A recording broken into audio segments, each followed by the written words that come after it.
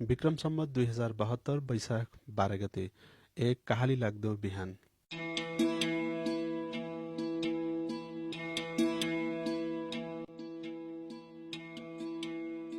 समय थियो बिहानको 11:56 र एकाएक जमिन हल्यो र त्यसपछि कहिल्यै नबिर्सिने त्रासदीको सुरुवात भयो। 1.8 ट्रेक्टरको त्यो महाभूकम्पले हजारौं नेपालीहरूको ज्यान लियो र लाखौं घर परिवार घरविहीन भए। काठमाडौँको धरारा ढल्यो, भक्तपुरको गल्लीहरू चुडिए र हजारौं घरहरू ध्वस्त भए।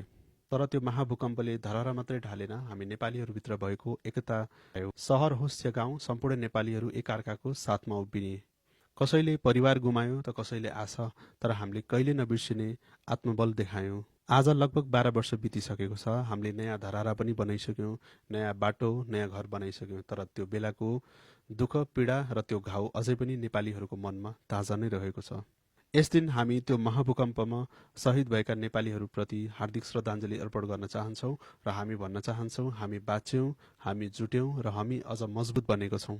भूकम्पले हाम्रो घर, हाम्रो धरारा र हाम्रो सहरहरू हल्लायो, तर हामी नेपालीहरूभित्र भएको एकता र